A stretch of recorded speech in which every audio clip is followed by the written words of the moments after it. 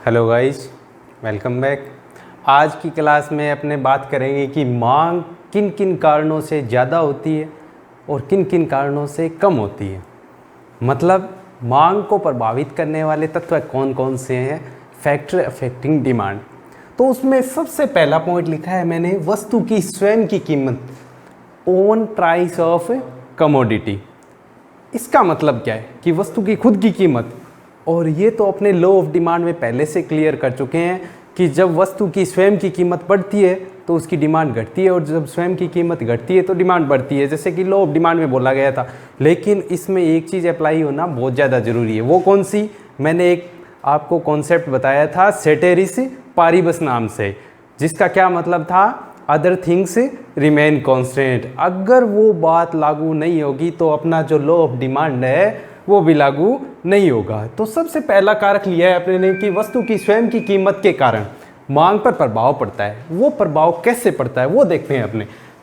जैसे कि अपने क्या करते हैं, एक किसी वस्तु की इनिशियल डिमांड लेते हैं। जैसे अपने वाई एक्सिस पे क्या ले लिया, प्राइस, और एक्स एक्सिस पे क्या ले लिया अपने ने, क्वांटिटी डिमांडेड ले ली। अब देखते हैं, इनिशियल प्राइस अपने ने एज्यूम कर लिया P, और इनिशियल क्वांटिटी अपने ने एज्यूम कर ली Q। मैंने एक बात बोली थी लॉ ऑफ डिमांड में कि अगर अन्य सभी बातें स्थिर रहे, other things remain constant, then if price of commodity increase then the demand of commodity decrease, otherwise vice versa. Means अगर प्राइस इंक्रीज होगा तो इसकी जो डिमांड है वो डिक्रीज होगी। कैसे होगी? जैसे देखो, अपने ने क्या किया, प्राइस इंक्रीज करके P से P1 कर दिया। अब अपने को पता है कि डिमांड तो इसकी डिक्रीज होगी, तो वो डिक्रीज होकर जैसे अपने ने मान लिया कि Q से Q1 तक डिक्रीज हो गई।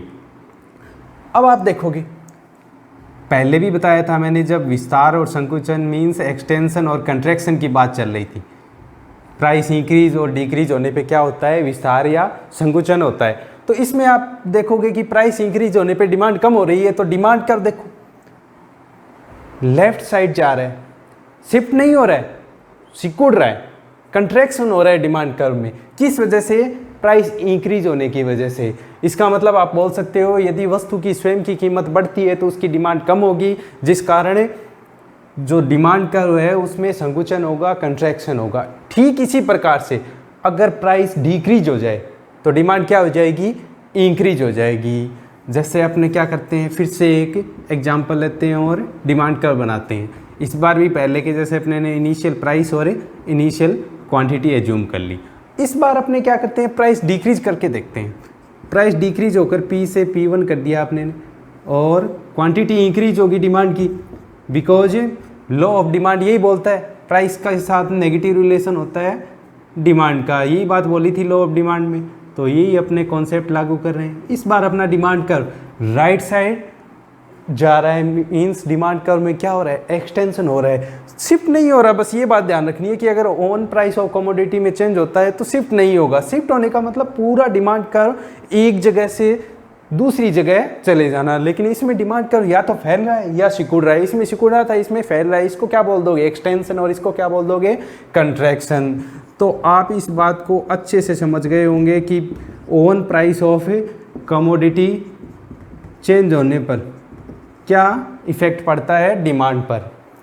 ये था इसका सबसे पहला तत्व है कि यदि वस्तु की स्वयं की कीमत में परिवर्तन होता है तो मांग पर प्रभाव पड़ता है। और अपने इसी चीज़ के बारे में पढ़ रहे हैं कि किन किन कारणों से डिमांड है इंक्रीज और डिक्रीज होती है। उसमें सबसे पहला और सबसे मेन जो रीजन है वो यही है, उसकी वस्तु की स्वयं की कीमत। अब देखते हैं दूसरा रीजन, इसका दूसरा फैक्टर कौन सा है। पहले फैक्टर की बात कर ली अपने ने, दूसरा फैक्टर है इसका संबंधित वस्तुओं की कीमतें। संबंधित वस्तुओं की कीमतें। अब आप देखोगे ये कैसे प्रभाव डालता है, क्या संबंधित वस्तुएं होती है, उन सब के बारे में अपने क्या करेंगे, जानेंगे आज की क्लास में। तो सबसे पहले तो आपको ये जानना होगा कि संबंधित वस्तुओं की कीमतें मीन्स रिलेटेड गुड्स प्राइस, इसका प्रभाव पड़ता है डिमांड पे। ये बाद की बात है। सबसे पहले तो यही जानना पड़ेगा कि संबंधित वस्तुएं यानी रिलेटेड गुड्स का मतलब क्या होता है। कई बार आपने देखा होगा, सोचा नहीं होगा उसके बारे में, बहुत बार देखा होगा कि किसी एक कमोडिटी की प्राइस में चेंज हो रहा है और उस प्राइस में चेंज होने की वजह से उसकी खुद की डिमांड पे तो इफेक्ट पड़ना है। जैसे कि पहला रीजन हो गया, खुद की डिमांड पे तो इफेक्ट पड़ेगा, ये तो पहले में ही फैक्टर में आ गया। जब कई बार ऐसा हो जाता है कि खुद की प्राइस चेंज करने पर किसी दूसरी कमोडिटी की डिमांड में चेंज हो जाता है, तो उन गुड्स को क्या बोलेंगे? जैसे कि दो गुड्स है, टी एंड कॉफ़ी ले लो, तो टी की प्राइस चेंज हो रही है तो कॉफ़ी की डिमांड पे कुछ इफेक्ट पड़ेगा। इसका मतलब टी एंड कॉफ़ी क्या है? रिलेटेड गुड्स है।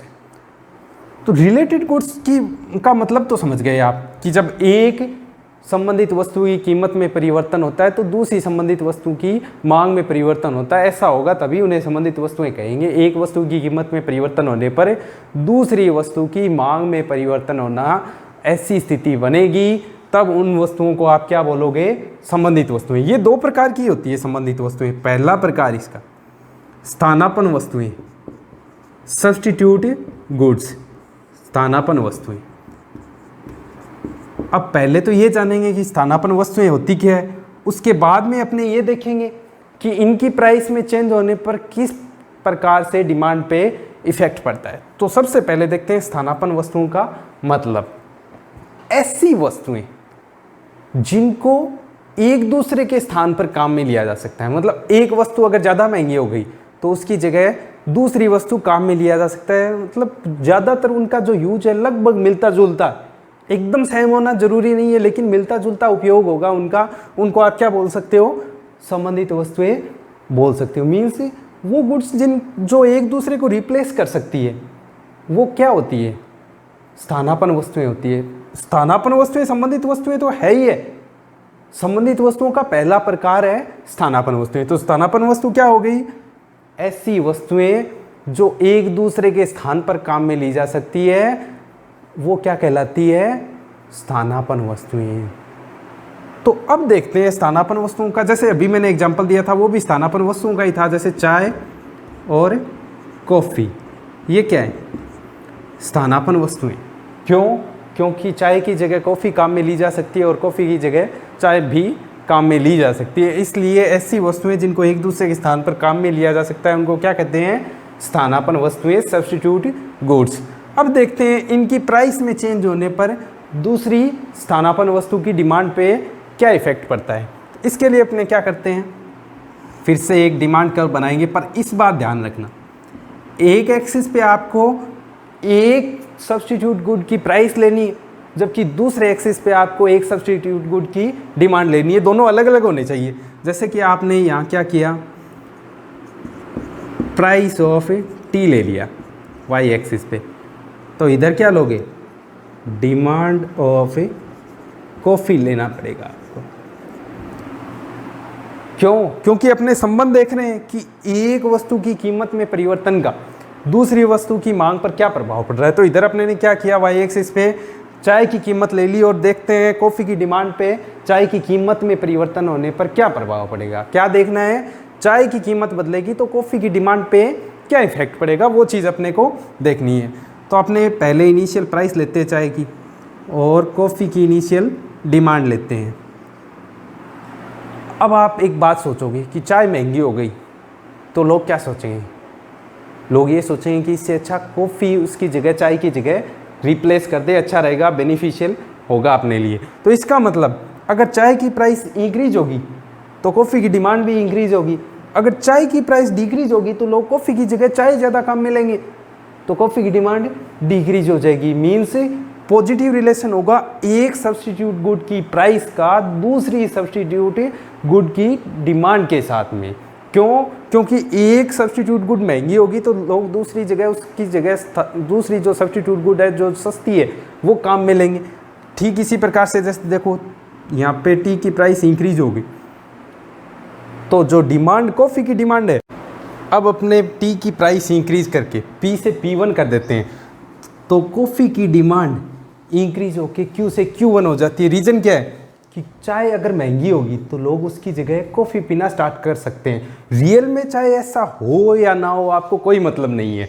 आपको तो जैसे बुक में बताया गया है वैसे ही समझना है। रियल में तो आपने देखा होगा कि कुछ लोग जो चाय के आदी होते हैं वो चाय महंगी होने पर भी चाय उतनी ही पीते हैं, और जो कॉफ़ी के आदी होते हैं वो कॉफ़ी महंगी होने पर भी उतनी कॉफ़ी पीते हैं। लेकिन अपने को एज्यूम करके चलना है कि जो वस्तुएं एक दूसरे के स्थान पर काम में आ सकती है, उपभोक्ता उनको एक दूसरे के स्थान पर काम में लेगा। तो इस प्रकार से अगर चाय की कीमत अपने ने बढ़ाकर P से P1 की, तो कॉफ़ी की जो डिमांड है वो इंक्रीज होकर Q से Q1 हो गई, और अपना जो डिमांड का ऐसी स्थिति में कैसा बनेगा, अपवर्ड स्लोप वाला बनेगा। रियल में ऐसा नहीं होता, अपने केवल संबंध बता रहे हैं। अगर आपको कभी भी डिमांड कर्व बनाना पूछे तो कभी भी अपवर्ड स्लोप वाला नहीं बना सकते, केवल संबंध पूछे तब भी ऐसे संबंध बताने के लिए अपवर्ड स्लोप वाला डिमांड कर्व बनाओगे।